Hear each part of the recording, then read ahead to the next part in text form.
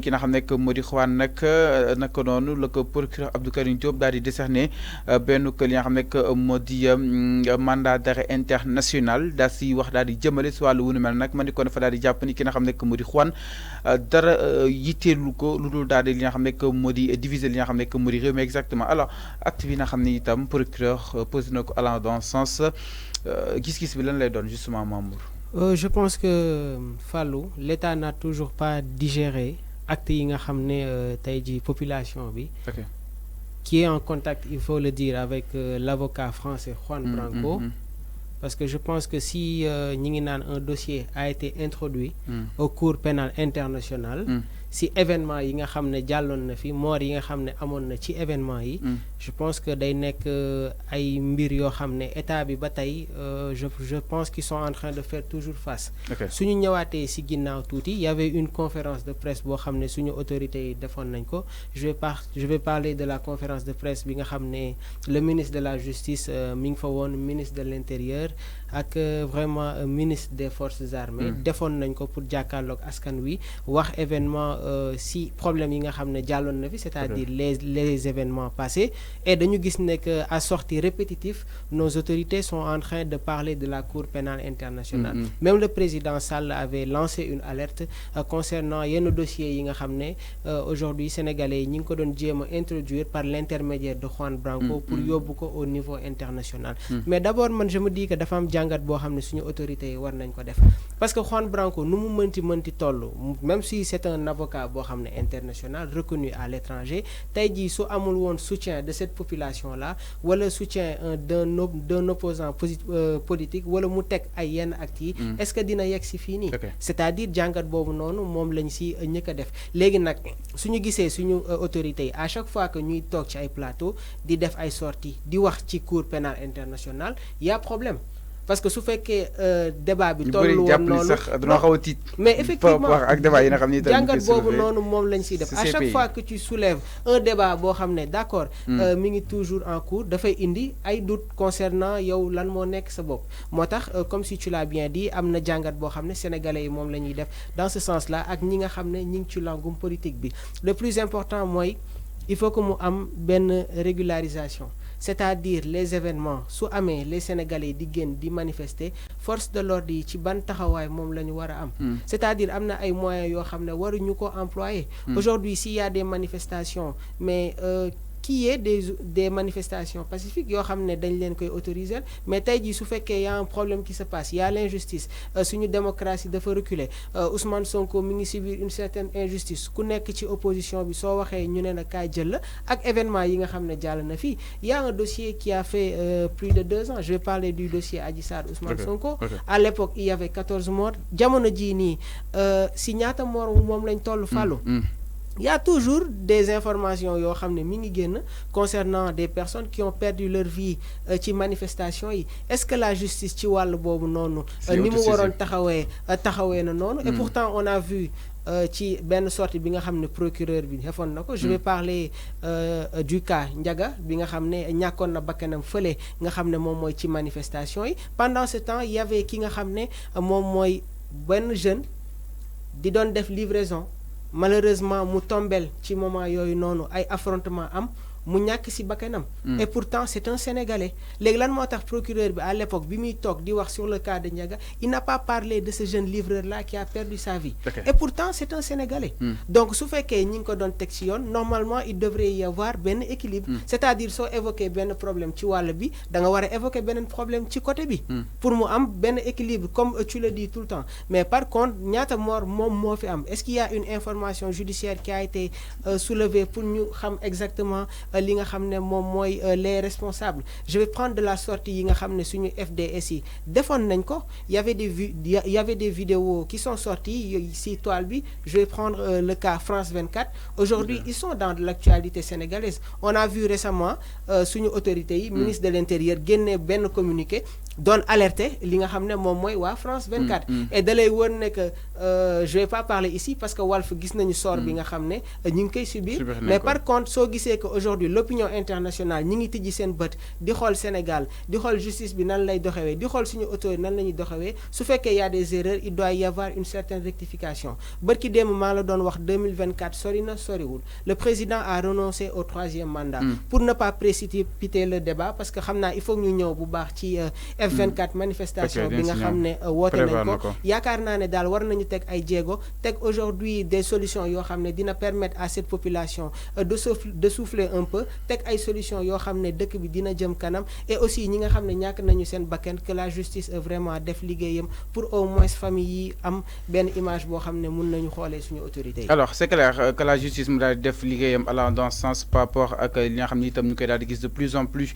wax nga ko sànq par rapport ak li nga xam ne que moo di mort yi nga xam ne itam ñu koy enregistré à travers li nga xam ne que moo di ces manifestations bi si mujjoon nag donc gis nañ ko kenn xam ne itam moom leen dàq ji ba mu daal di li nga xam ne que moo di ñàkk bakkanam si scooter bi. Alors ma ni kon aussi là aussi suñ koy wax dañuy wax aussi li nga xam ne que moo di la présence des nervis un peu partout fii Sénégal est-ce que loolu war nañ ko mën a permettre ci li nga xam ne que moo di nervis ñuy daal di li nga xam ne que moo di dicter seen ay lois si dëkk bi nag parce que dëkk bi ku nekk xam ne ni li nga xam ne que moo di le Sénégal est un pays normé donc suñuy xoolee ba li nga xam ne que moo di nervis ñëw di abattre li nga xam ne que mooy seen ay forces occultes par rapport ak dëkk bi nag dafa nekk li nga xam ni itam jot na ñu daal si war a mën a màgg suñu curseur waaye itam daal si war a mën a alerter allant li nga xam ne que moo di dans ce sens encore une fois manifestation kenn du xam kan moo si infiltré waaye itam kenn du xam kii et qui fait quoi donc lépp lu si mën a am rek ñiy xaar que ces commissions d'enquête mu daal def li nga xam ne que moo di liggéeyam mais quand même certes Juan saisir na li nga xam ne que moo di CPI mais vu que li nga xam ne que moo di la justice sénégalaise s'est autosaisie par rapport ak boobu li nga xam ne que moo di dossier et que CPI fi nga ko war a mën a saisir mooy soo demee ba dëkk ba nanguwul justice ba nanguwul dugal li nga xam ne que moo di loxoom donc am na droit dem li nga xam ne que moo di kalaam CPI alors Juan certes dem na mais ñu gis ni ñoom nag ñi ngi def seen kéem kattan peut-être pour daal di dévoiler li nga xam ne que moo di la vérité waaye itam lever justement le coin du voile donc ni mën a jàpp ni lu nu mel Sénégal su ko réussir CPI war na see ba ñu mën a am yoon. mais effectivement aujourd'hui je pense que suñu autorités yi gis nañu tànk yi nga xam ne ñu ngi koy def y a une lutte vraiment aujourd'hui je parle que de défense parce que quand un avocat sort ne aujourd'hui y a des choses qui se sont passées dëkk bi amoon na ay problèmes y a eu des morts ñu génn di ko wax et que le problème mooy su fekkoon ne que benn yoon rek moom la ay manifestations am ay nit ñàkk ci seen bakken mais est-ce que aujourd'hui justice bi su defoon liggéey c'est-à-dire identifier ñi nga xam ne ñoom ñooy les responsables est-ce que dinañ yegg si stade bi nii mais su fekkee sénégalais yi ñoom ñoo jug di dénoncer di montrer di génne ay vidéos di ko mettre sur le net aujourd'hui maa ngi la ko doon wax démb yaa li nga xam ne moom mooy éveil de conscience bi je pense que day nekk loo xam ne day am solo dagguma la sax xaaluñ suñu ndaw bi rek nekk loolu ñu fa nga xam ne itam tey ji mooy suwaanu ko frappe dina xam ne que moo di ENO bu Dakar xale yi li nga xam ne itam yëngaloo nañ ko fa alors donc da nga koy daal jël ki nga xam ne que moo di Gassama sans plus tard dama daañu defal li nga xam ne que moo di le compte rendu par rapport ak boobu de li nga xam ne que moo di événement en direct sur les antennes de 5 TV je rappelle que ba yéen seen émission li nga xam ne que moo di soir su 5 nag man ni kon tey jii Guy Marius Sagna et compagnie woote woon neen fa nga xam ni itam mooy zaanu ko frappe alors di la nuyu bu baax a baax Gassama yaa ngi en direct bàyyi nga daal di nuyu téléspectateurs yi. oui Fallou nuyu naa leen bu baax di leen ziar bu baax. di leen. allez-y. di leen xamal ni tey jii nii ñu ngi nii demoon nañu si diwaanu ENO bu Mermoz bi mooy université Cheikh Hamidou Kane bu Mermoz bu jàkkaarloo ak siège u APR bi. ndax ndaw yu fa nekk mooy 9e promotion ñan la ñuy naan P9. ci français. waaw ñoom ñoo doon di réclamer seen bourse yu nga xamante ne ni seen rappel la lu ñu jotoon jàll depuis daaw mois d'avril ren ji mois de juillet bii nii. mais justement ñoom ñoo fa nekk li nga xam ne moo di ces étudiants mais quand même frappe daal di fay woote exactement est-ce que noté neen fa li nga xam ne moo di la présence exemple bu Guy Marius Sagna. waaw présence bu Guy Marius Sagna gis mu jëmloon ñëw. dafa amoon benn genre empêchement bu ndaw mais membre yu nga xamante ne ñooñu la bokkal kuréel frappe bi ñoom ñi ngi woon foofu noonu. pour ñëw jàppale étudiants yi soutenir leen ba demoon nañu boo ne suba joxante nañu rendez-vous place de l'indépendance fa la ñuy dem si suba si direction des bourses pour dem jàkkaarloo ak ñoom. ok merci beaucoup ñu lay remercier bu baax a baax Gassama si précision yi am na solo bu baax a baax xam naa dem incha allah ñu xool li nga xam ne moo di ndaw yooyu fan lañ daal di mujjee ak état bu Sénégal. ok bon merci beaucoup suba dañ nekk à place de l'indépendance. merci aussi lépp lu fa mun a xew dinañ la ko wax. merci beaucoup Alpha kii Gassama ñu koy remercier bu baax a baax moo ñu toogaloon si nga xam ne que moo di mbedd bi.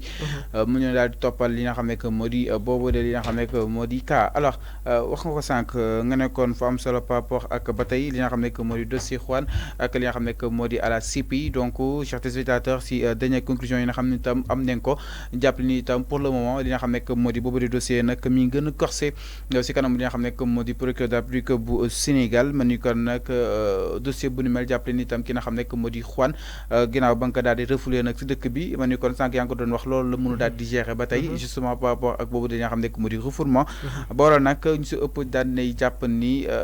Juan lu mu nekk daal di bâtir ni suñu kaw li nga xam ne que moo di autorité du leen lu dul peut-être ñu daal di jàpp ni venger mais quand même war nañ ko mën a jàppee en tant que li nga xam ne que moo di qualité jëm si avocat bi nga xam ne itam doon na ko waaye itam mi daal di layool ki nga xam ne que moo di Ousmane Sonko te itam c'est évident vu que ni Sénégal moo daal di signé li nga xam ne que moo di charte de Rome alors dañuy daal di poursuivre ba tey sans plus tarder justement wax aussi si kaw ki nga xam ne que moo di El Malick Ndiaye El Malick Ndiaye ma ni ko li nga xam ne que moo di El Malick Ndiaye am na li nga xam ne que moo di ay rebondissement yu bees parce que aussi Pape Alé dem na bay préciser exactement ki nga xam ni itam moo nekk si ginnaaw donc avec la communauté de la régie xam naa ñu leen koy daal di envoyé léegi ngeen daal di koy dëttal li nga xam ne que moo di poste bu ki nga xam ne que moo di Pape Alé donc est-ce que ñu mën a jàpp ne donc ki nga xam ne que moo di El Malick il a été accusé à tort. Ouais, mais loolu moom la ñuy jàpp parce que aujourd'hui on a vu la sortie des M24. gis nañu tey kàddu yi nga xam ne am na si ñoo xam ne ils ont évoqué kaawu El Malick. démb maa la koy wax au moment où Pape Alé génn na wax y a un démenti. c'est-à-dire ki nga xam ne moom moo def audio boobu noonu moom taxaw na carrément ne que man maa def audio bi il est à l'extérieur dëkk bi mu nekk sax xam nañ ko est-ce qu'il ne doit pas y avoir encore des analyses wala des interprétations woo xam ne aujourd'hui suñu autorités yi nga xam ne ñoom ñoo nekk ci wàllu boobu noonu ñu jéem a xam exactement problème bi lan la mais au moment où il y a un journaliste qui sort qui fait un communiqué qui dément wax ne que non du El Malick moom moo wax te El Malick sax moom neewoon na ko du man maay wax ci audio yi donc day am benn genre contradiction donc je pense que il faudra d'abord orienter débat bi ci benn wàll man quand j'entends que ñu ne finalement yóbbu nañ ko ça fait énormément mal parce que dafa am loo xam ne dafa ñëw teguwaat ci contexte bi maanaam ki nga xam ne moom moo wax ci audio bi moom effectivement génn na nee na c'est pas El Malick qui parle man maay wax donc est-ce que yoon la ñu jël El Malick yóbbu ko fële nga xam ne moom mooy prison non au moment où il y a un démenti je pense que yoon bi ñu nekkoon noonu que dañ ko waroon pour que woon autosaisir aussi goin bi ki nga xam ne it moom nee na audio yi moom moo ko daal di biral donc Ali di ko daa regi soo leen ko mën de talent en même temps aussi par rapport ak ki nga xam ne que moo di poste Pape Alé ak ki nga xam ne itam peut-être moo daal di dëgg que ni audio yooyu moom moo ko daal di def muy wuyoo si tur ki nga xam ne que moo di Mor Kassé justement Mor Kassé lay daal di wuyoo exactement moom Pape Alé mu daal jàpp ni il connaît très bien ki nga xam ne que moo di Macky Sall désormais il vit en Italie mi ngi fa nga xam ne itam mooy Italie fa lay daal di dund moom itam jàpp ne ni moo daal day def yooyu li nga xam ne que moo di aveu donc qu'est-ce qu'il reste à faire justement alors donc mi ngi noonu poste baa ngi noonu moom ngeen daal di gis noonu ak ki nga xam ne que moo di le président Macky Sall sukkandikoo si ki nga xam ne que moo di Pape Alé alors Pape Alé mu daal di bind yi de nga xam ne que moo di ligne voici l'auteur de l'audio qu'on veut faire annoncer à El Malick Ndiaye il est à la droite de Macky Sall il s'appelle Mor Kassé il connaît très bien Macky Sall désormais il vit en Italie cette photo a été prise lors d'un meeting politique de la paix en 2011 alors mu daal di jàpp ne nag kii moo bind li nga xam ne que moo di boobu de wala ko sax moo def boobu de li nga xam ne que moo di audio turam di ki nga xam ne que moo di Mor Kassé te itam ku jege ki nga xam ne que moo di Macky Sall te jamono ji nag mi ngi dund fa nga xam ne itam mooy zone Italie te itam photo boobu di nekk si atub 2011 samay kàddu nag Pape Alé moo ko daal di fësal exactement si li nga xam ne que moo di postom di kàddu suñu gën a yaatoo par rapport ak boobu de li nga xam ne que moo di cas pour dire ma ni kon suñu xool nag li nga xam ne que moo di rebondissement yi ba tey mi ngi wéy di gën di am si miir bu ni mel bi nga xam ne itam mi ngi tenir en haleine li nga xam ne que moo di askan wi. waaw je peux prendre un exemple sur le cas de ki nga xam ne moom mooy Alioune Sané bu Y'en a marre F24 gis nañu si yenn situation moom lañ ko jàppee woon mais quand il a fait face avec le juge on lui a permis d'amener une vidéo boo xam ne aujourd'hui loolu moo tax mu am liberté provisoire. Okay. Bien vrai que toujours am na benn acharnement boo xam ne mi ngi ci kaw xam naa dinañ ci ñëw. Donc au moment où tey jii suñu autorités yi wala ñi nga xam ne ñoom ñooy saytu la sécurité des biens et des personnes wala ñi nga xam ne ñoom ñooy régulariser le comportement wala lépp loo xam ne mi ngi jaar yoon ci biir réew mi. suñu jàppee benn nit teg ko ay daan au moment où y a un autre leneen loo xam ne génn na tege na ci kaw c'est-à-dire le communiqué bi nga xam ne Pape Alé def na ko est-ce qu'il ne doit pas y avoir un recul. Quand je parle recul maanaam ñoom est-ce que duñu jéem a delluwaat ginnaaw concernant décision bi nga xam ne jël nañ ko. Parce que ki nga xam ne moom moo wax ci audio bi yëkkati ay kàddu yooyu noonu sénégalais yi déglu nañ ko li nga xam ne moom la ñu wax ci audio si audio yi y a appel à l'insurrection effectivement. Mais est-ce que waruñu woot jël bant bi orienté ko ci ki nga xam ne moom moo wax ci audio yi.